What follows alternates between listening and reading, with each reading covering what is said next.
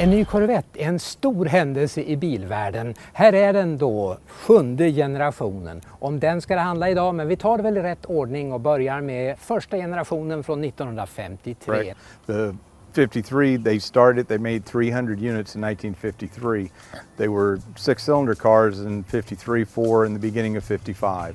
At that point, they put the V8 in the car, and the car started coming into its own because it had a little more power and it was more fun to drive.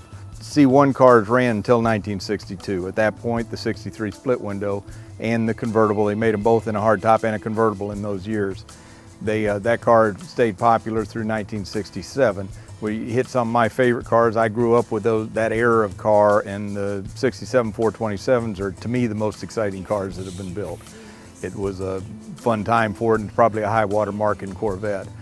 Then in 1968, they did a complete new body change, and that was a very popular look. Everybody liked it. It was a stylish look, but the cars kept losing a little bit of power as time went on, and let's face it, Corvette's power, if you don't have it, it's not quite as exciting. So by the end of the 80s, they kind of wore their welcome out, and they had to do something different, which is where they come into the C4 car in the 1984 model, and that carried it through the 96. Those had, the Grand Sport was a pretty phenomenal car. We've got one in on the floor. It was the most performance side. The ZR1, the first series ZR1 came out. It had a motor by Mercury Marine, and that was a real big deal when it came out. It was a fast car. However, when the C5 came out, it outran the ZR1, so it kind of shadowed it, and all of a sudden everything was new and better handling, and the cars are friendlier on the road. They're just a considerably more user-friendly car, and they're more fun. They quit running the C5 in 2005 and went to the C6, which was basically a small body change and quite a bit of performance change. They did, the Z06 was the performance model. It was 505 horsepower by then. And then in the end of that series, they ran the ZR1 again, but now it was 638 horsepower and turbocharged. It was literally a king of the hill at that point. There's almost nothing on the road for the money that would run with that car. And now we have the C7 shadowing everything before that.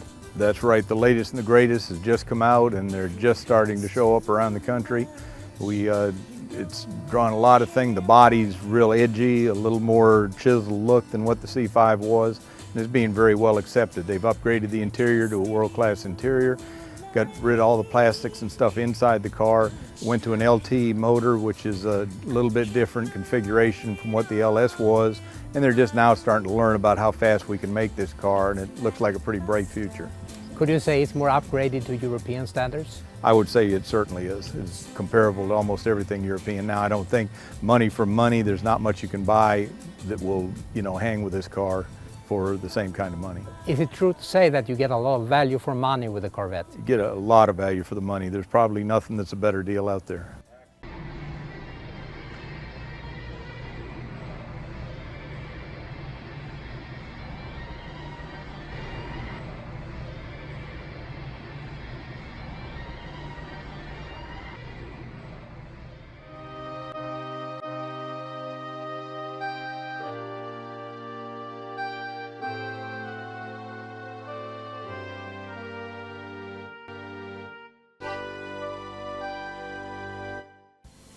Hallå där, gillade du det här klippet, då ska du veta att det finns mer på min YouTube-kanal Trafikmagasinet BilTv med Perstad.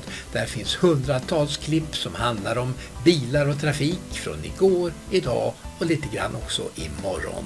Och där laddar jag upp nya klipp varje dag i veckan, och adressen är alltså Trafikmagasinet BilTv med Perstad.